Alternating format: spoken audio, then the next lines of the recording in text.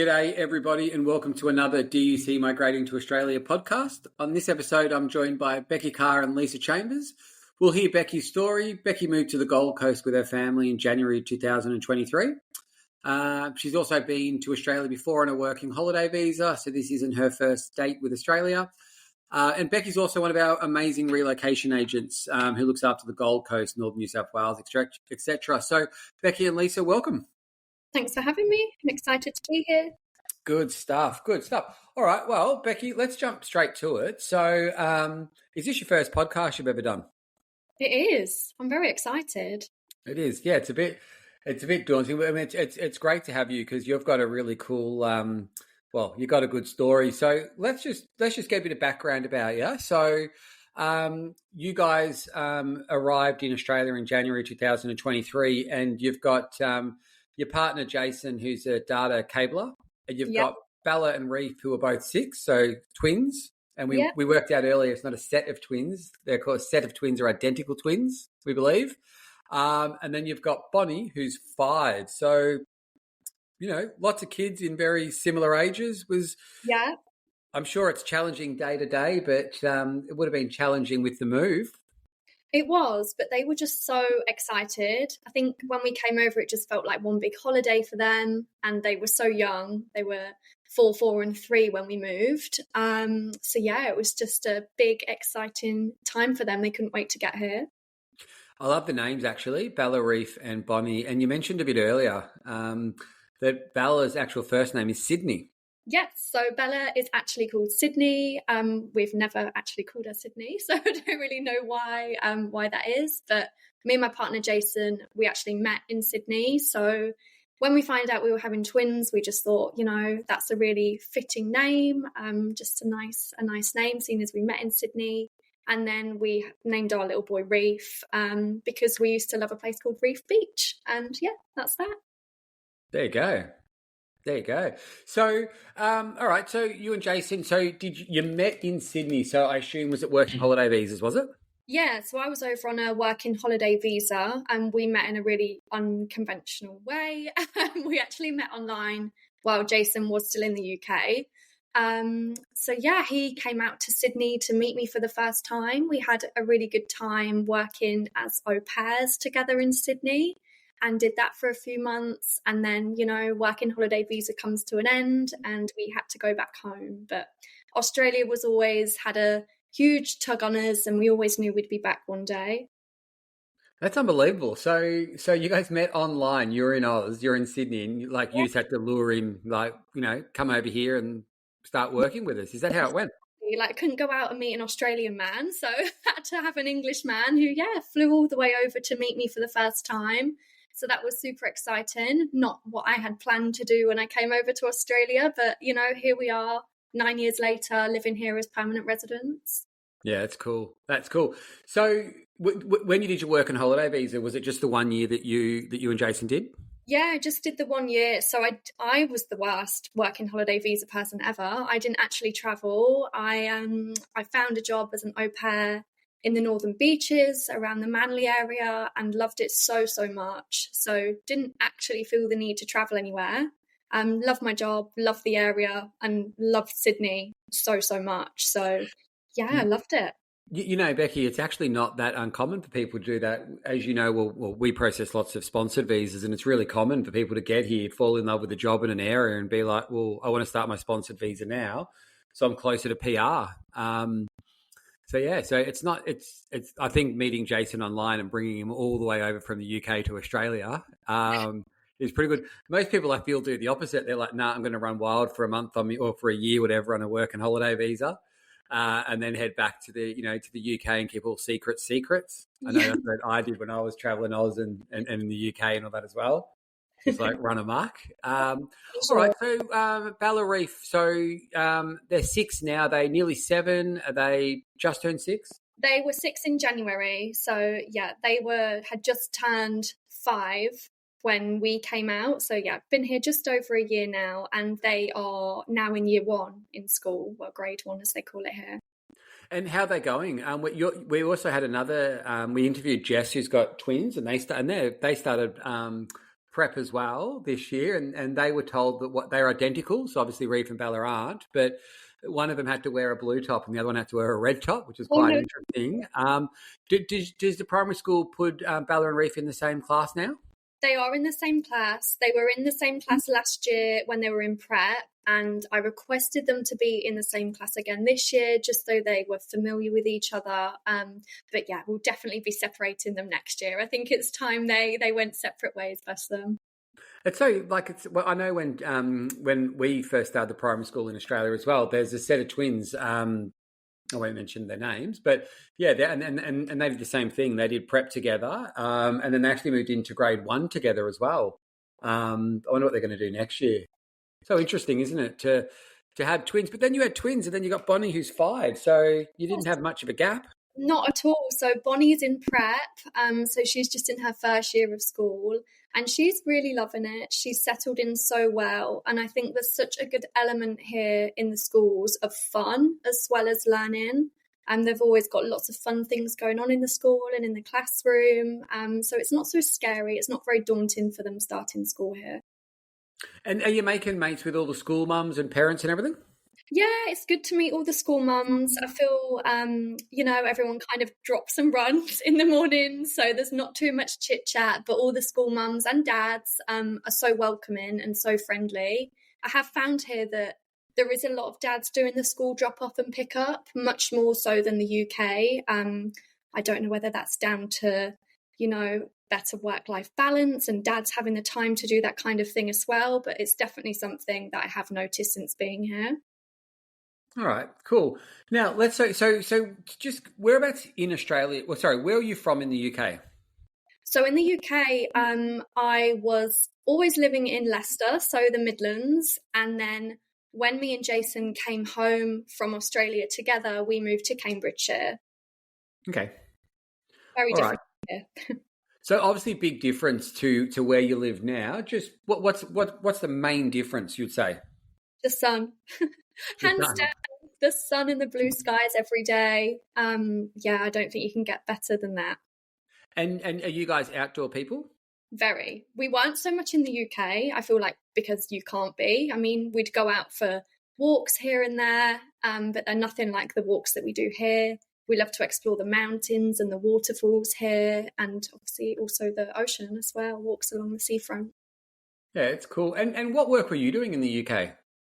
In the UK, I was just working as a PA, so I've completely changed roles coming out here. So yeah, it's nice to have a fresh start, fresh job, all of it. Yeah, it's good. So, and obviously you got such a young family. How did you go about telling the parent, your parents and everything, the grandparents, about this massive move? Yeah, it was hard. So we actually originally started our visa process in 2018. So we kind of had time to soften the blow. So we did tell all of our family at that time. And then, circumstances changed. Another baby came along and whatnot. So we did have to put it off for a couple of years. I feel like they got a bit of a softer blow. Some took it better than others. I will say that. Yeah, it is. It's tough. Everyone goes through it. So I always ask those questions because it's so interesting. Some are supportive. And no, will the grandparents get out here and all that, you think? Yeah, so I've already had visitors over. Had my mum come over in October, and then my dad flew out in November, actually. So I've had a couple of visitors over. Hopefully get some more this year as well. It does make you feel a little bit better knowing that family's coming over and a familiar face. It's always good to have the visitors. Yeah, I bet. Yeah, it just makes it feel, more hungry. But communicating for the kids and the grandparents, is it just lots of Skype calls or probably Skype? I don't know if many people use Skype anymore. What do you normally use for video calls? Just straight on the FaceTime. I think it's so easy now. The kids have all got iPads and they've all got FaceTime on their iPad. So, if ever they want to phone someone from home, they just need to ask me quickly first, make sure I'm not in the shower or anything. And yeah, they're good to go. So it makes it so much easier to have that communication now that probably wasn't there 10 years ago if you moved then. And do you find now they speak to the grandparents more by doing that than what they were when they were living back home? They're always having a chat to them. And, sometimes it might only be a 5 or 10-minute call, but just to give a recap of what they've done for the day or what we've done over the weekend. Whereas when we were living back in the UK, we'd go and see the grandparents, but it's carnage with 3 young kids, so they'd never actually get a conversation out of them. So yeah, I feel like they're communicating so much more here than we were there. Cool. All right. Now, you guys came over on a 190 visa, so a permanent residency visa. Your partner, Jason, being a data cabler. So we actually gave him his Australian qualification. He then put in it through TRA, got his skills assessment, did an English test, put the visa in. So that's quite a long journey. So from day you signed up with the Down Under Centre to getting the visa grant, how many years was it? Because we probably got a pandemic like everyone else in between that too. So we were actually really lucky. So we started the process, as I said, in 2018. I can't really remember how far we get. We didn't get overly far. And then we put the whole thing to a stop. And then we actually got started again in 2022. And I think we were one of the lucky ones. From start to finish, we were done in just under 6 months. Yeah, that's huge. Yeah, we were very, very lucky. Yeah, that's huge. That's really good. All right. So you rock up. Parents did okay. Your parents and that, wasn't too bad. Flight with the kids, handful, or was it something? Have you done long flights with the kids before? No, the kids had never been on a plane before, which I think actually kind of helped because they were so excited about the flight and the journey and the TVs in front of their seats. So actually they were really good. It wasn't the nightmare that I had envisioned at all. They were fine. It was the following days with the jet lag that were definitely hard to handle. So you arrived. So you got the kids. You arrived, and you arrived straight in the Goldie, did you? Yeah, straight to the Gold Coast. Straight in. We went from -7 when we left to waking up at 4:30 a.m. the next day when we arrived, and it was 34 degrees already at that time. So it was nice. Very, very hot. You got defrosted pretty quickly. Oh, for sure. And okay, and when you first arrived, where'd you live? So we stayed in a caravan park actually for a few days while we sorted our rental out and got furnished and whatnot. So that was actually really super handy to be able to just stay there. It felt like a holiday for the kids when we arrived before we, got down to business and got everything sorted. Did you sell a house and then move over? Were you renting when you moved over? Did you bring furniture over, or did you just bring the suitcases? So we sold our house to come over, which is so stressful trying to time it all right. So we had to live with our in-laws for about a month before we arrived, before we came to Australia, which was fine. It gave us lots of time to sell all our things on Facebook Marketplace and whatnot, and be ready to come here. And we also used a small shipping container just to ship some basic bits and some sentimental bits and bobs. But like what, Becky? Like what? What are basic things? Oh, so memory boxes from the kids and photo frames and, random little bits of decoration that I like around the house, and which was so lovely. When that arrived, it kind of felt like you could breathe again. Just seeing your things here with you was such a nice feeling. Yeah, it is nice, that feeling. So you left the beds and everything like that, got rid of them, marketplace them, and just arrived with like the suitcases you came with. Was it just like, all clothes and toys for the kids, or how did that work? We had about 8 Sports Direct bags with us, the trusty Sports Direct bags. I think 2 of those were filled with toys and the rest were, just filled with clothes. I think we bought way too many winter clothes. We didn't realise just how hot it is all the time here. So that's probably something I would change if I were to come over again, or to advise anyone, if you are coming to the Gold Coast, you definitely don't need all of the jumpers.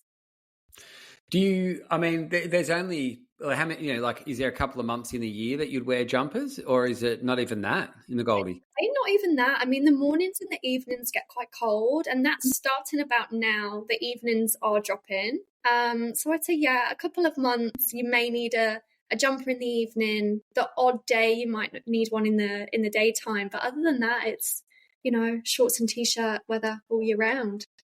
And what was it? So you really like Sydney. You mentioned on your working holiday visa, the man of your dreams flew over, met you, but then you moved to the Gold Coast. So what was the change in that? Just because of the children there, or was it the cost of living in New South Wales? What Yeah, was it? cost of living was a huge factor. I mean, Sydney is crazy prices, so that was definitely a big thing for us. But the Gold Coast just seemed to tick so many boxes.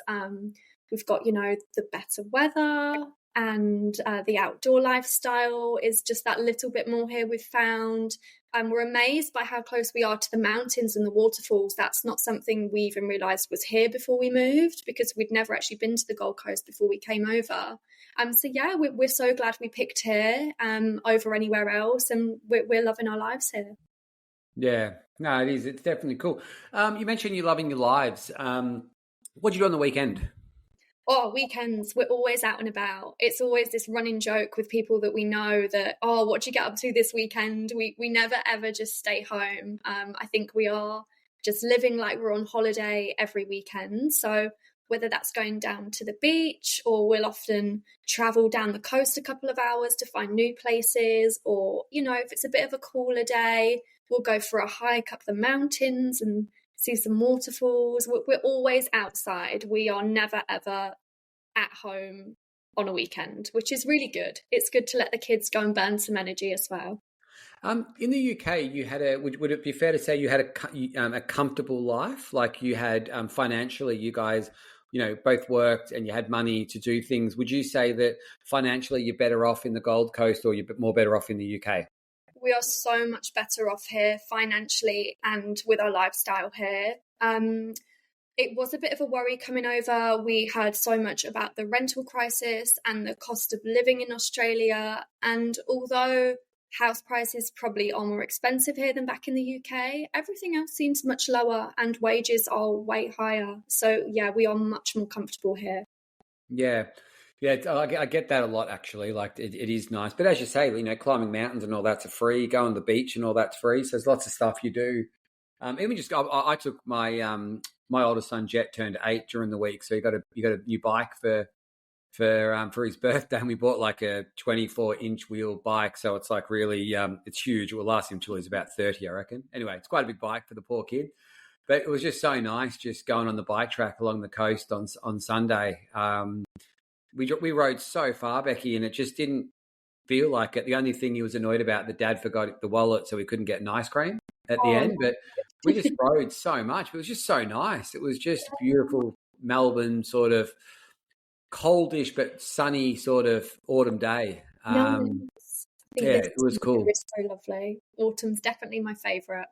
Yeah, everyone says that as well. You think that like summer's the favourite, but you sort of, I wouldn't say you get over summer. This sounds really odd and probably punishing to the people listening that aren't here yet. But you don't. It's not that you get over summer, but you do get quite a lot of hot days from December to February. And it does cool down in March, and then obviously the end of April sort of gets a bit cold. In Melbourne, July, August is cold. Like it is. There's no beating around the bush. It's cold. Was it cold? Is it cold in the Gold Coast, or just livable in those months? Oh, it's not cold at all. I mean, some of the locals I'll see on the school run will go to school in like jeans maybe for a couple of weeks. But no, last year I think I wore a jumper a handful of times during the day. It doesn't get too cold. And on the UK side, like apart from family and that, I mean, what like do you miss things? Is it like food? Is it friends? Like do you miss much about the UK? Yeah, so there's a few things that I do miss. So here on the Gold Coast, we don't get the late summer evenings that other places in Australia have. So in the winter, well, even now, it's dark by 6 o'clock. So that's something that I definitely miss from the UK. It'd be light sometimes until 10 p.m. So I really do miss that. That's one of the things that I wish we could have here. And the other thing is M&S. I mean, all my UK people will agree. We just want an M&S here. Yeah, I think about to say M&Ms. I'm thinking we've got heaps, mate. But Get those. so Queensland doesn't have daylight savings. No. Yeah, it's interesting, isn't it? Like how Australia, like some states have it, some states don't. Yeah, it just changed last week. So we're right close to the border of New South Wales. So when we cross over, we can get an hour extra if we want to go watch a sunset. But it's not that much. So yeah, that's something I really do miss. So yours near some pretty amazing places then. If you're on the border in northern New South Wales and the Gold Coast, there's some stunning like parts in that. So you got Byron and Yamba and a few other places. But how close are you to those places, Becky? So we're about a 45-minute drive to Byron, and we go there quite a lot. We love it down in Byron, and we also have the ability to go up the coast as well. So we're about 2 hours from Noosa. So yeah, there's so much you can travel, so many places you can travel down here. And I know people just hear Byron Bay, and that's kind of a name that springs out to them. But in between the Gold Coast and Byron, there's so many lovely like hidden gems as well, both Oh, on the Lennox Head's got them all. mind. Yeah, gorgeous, gorgeous places. It's a surfer's paradise around there. I don't mean the surfer's paradise. I mean, if you're surfing and all that and you like your water, then Yeah, those areas, northern New South Wales to the Gold Coast, is just it's yeah, unbelievable. that's the Because place to be. you lose your surf when you get to the sunny coast, but you've Yeah, got pretty much all the way from sort of, I guess, Bulli from Sydney, south of Sydney. And then the surf just gets really good all the way up to the Sunshine Coast. And then yeah, I think that's one thing that I really miss. I always think about moving to sort of Queensland, but I've got family here. 45 minutes to Byron is great, but then you go a couple of hours up the other way and you've got like Noosa and that. That's I can see why the Gold Coast attracts lots of people. Do you, Becky? Do you now? Are you renting or have you bought a house? Where are you at now? yeah. So we rented for the first 9 or 10 months, but we actually bought a house at the end of last year. So we feel much more settled now. We've got a place to, call our own and have as our own place. And what's the? I know it's quite personal, but your cost of living and all of that, like with your mortgages and your income and Jason's income and everything like that. You said that you're better off here, but is it, was getting a mortgage difficult? You've only been here for a year. Was it challenging? And how expensive is it, like, to get a place here in the Gold Coast or on the Gold Coast? So it wasn't too challenging. It was much easier than buying a house in the UK. In the UK, they ask for months and months of bank statements and wage slips. It just drags on. And also, the biggest difference I found is how quickly you can exchange your contract and actually move into a place here. So back in the UK, it would take months and months. When we sold our place, we sold in the June, I think it was. We took it off the market and it didn't go through until January. So it was just such a dragged out process. And whereas here we had come to view the house and we were living in it within 6 weeks. So yeah, very fast here and super easy as well. And then, I mean, you guys are a healthy bunch. You go on walks and all that sort of stuff, and you're going outdoors and all that. Food wise and everything like that, is it easy to eat healthy here in Australia compared to the UK, or are they both on par?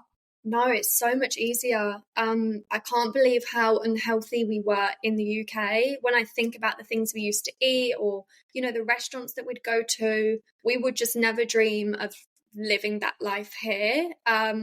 It's so healthy. You go out and, everyone's offering smoothies and like vegetable bowls and fruit bowls and salads, and everyone is just for a healthy life here. Do, You don't see much junk food at kids' parties and stuff. My little girl Bonnie, it's her birthday this Thursday, and we're throwing her a party. And all the parties I've been to, there's never like crisps and fizzy drinks and stuff. It's just not the done thing here. Yeah, bit of torture for 'em. I'm not going to lie to you. The best bit about going back to the UK for me is getting a curry. That's Well, for sure. I But know. even when I didn't know this actually until my wife mentioned it. But in Woolworths here, which is like I guess what would Woolworths be back in the UK like? Maybe, Sainsbury's? No, Sainsbury's, yeah, maybe like a Sainsbury's. but bigger, like a Morrison's probably. Yeah, Um, but when you walk in, if you've got a kid, they've got a fruit section, and you just walk in with your kid, and the kid just grabs a bit of fruit, like an apple, banana, peach, whatever it is, and then they just sit in the trolley, and then they're just eating a bit of fruit. yeah, Like it's right. offered for free. It's Yeah, ridiculous. yeah. It's definitely something that you would never ever get back in the It's, UK. Free well, fruit.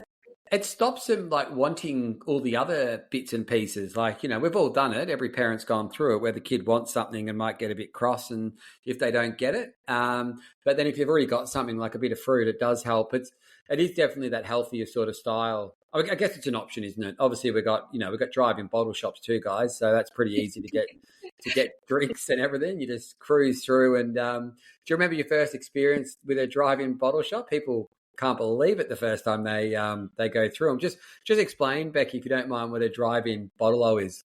Yeah, so it's literally, well, obviously here you can't buy alcohol in the supermarkets, which is a bit hard to get your head around when you first arrive. So that's something to bear in mind if you're coming over. But yeah, the drive-through bottle shops, it's like a McDonald's, but for alcohol. So, It is.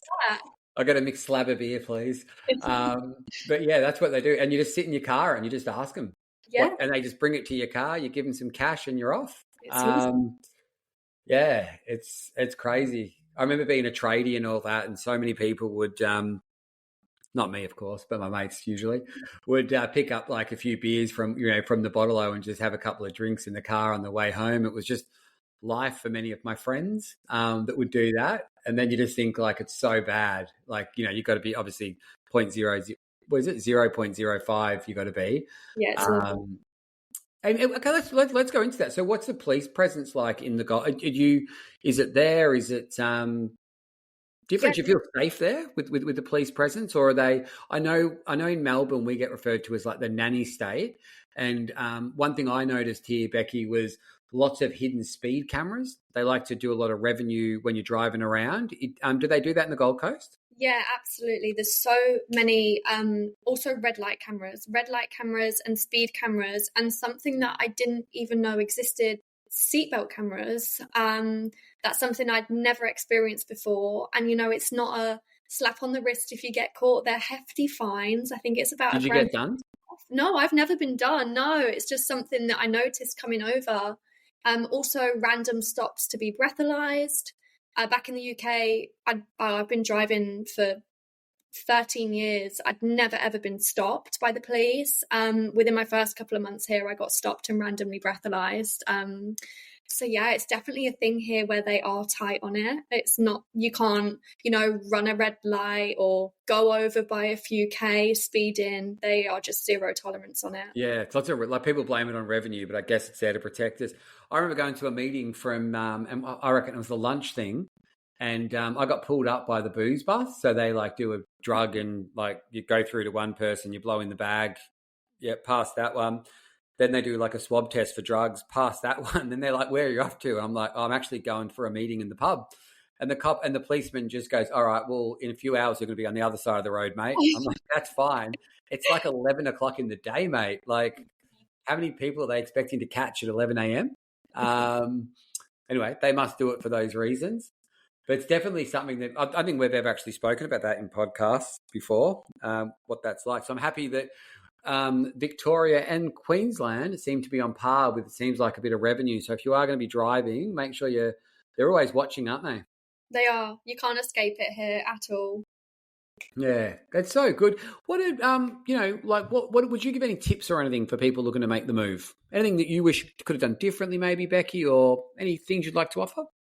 Oh, I think coming over, one of our biggest mistakes was wanting to get the best house with a big pool. And, we should have maybe not done that. We should have maybe, not spent our money and lived like we were on holiday for 6 months. We perhaps should have reined it in and lived like we were actually living here, which obviously we are. So that's probably one thing I would say to everyone. I know it feels like a holiday when you arrive, but be careful with what you're spending. That's an awesome, well said. That's so true. It's so common. Everyone does it, isn't it? Because it's that dream. And I guess social media is quite big now. So everyone wants to, I wouldn't say outdo each other, but it's very, you want to show people that your family, friends back home that, wow, I have made the right decision. I know when we do the podcast with people that are in the visa process, their pet hate, Becky, and you were lucky because yours was short, is the visa process takes a while. So usually you'll do at least one Christmas where you're telling people you're moving. You go to the next Christmas function, they're like, "Oh, you're still here," probably a bit smugly. And you're like, "Yeah, but I am going. It's just a long process." Maybe that's why people sometimes feel that they need to have good things. I see so many people spending lots of money on brand new cars when they arrive. Yeah. And cars are expensive as in Oz, I found. They are expensive. They are expensive. One thing we have found here is in the UK, we were very materialistic. We had very nice vehicles. We were always out, shopping, and it was all very materialistic. Whereas here, we don't live that life at all. We're very basic. We drive very basic vehicles because there's more to life than showing off here. And here, no one cares, to be honest. Everyone just stays in their own lane. No one's bothered about what car you drive or, how you're dressed. Everything is just very much more chilled and non-judgmental here. Yeah, that's awesome. All right. Well, Becci, I reckon this feels like I've done more of an interview, like I've interrogated you. So I hope you don't feel like that, but you've given some really good answers. Guys, we don't practice the podcast, to be honest. It's more like, 5 minutes before, we'll just do a bit of a sound check, make sure that the people we're interviewing's cameras work, and then we just chit chat about things. So I appreciate the time. Lisa, can we get you into the podcast, please? Yeah.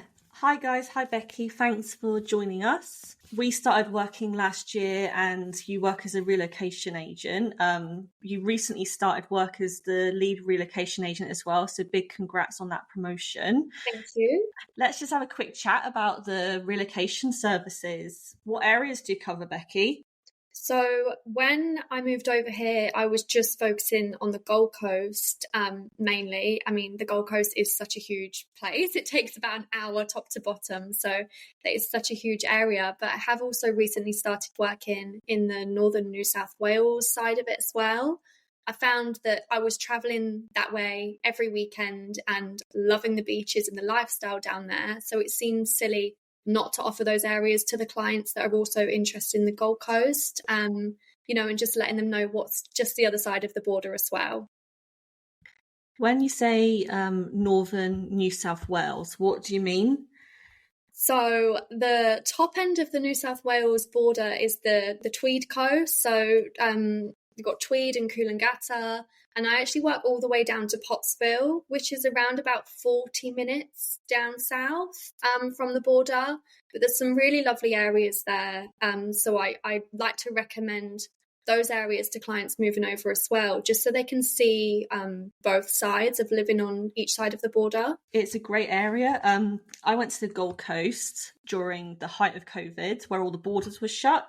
And I remember going to, I think it's called Kira Beach or something. Yeah, it's lovely. And I could see where the border was, where you could drive into the New South Wales. And we couldn't obviously cross that, but you could see it. And that's how crazy it was back then.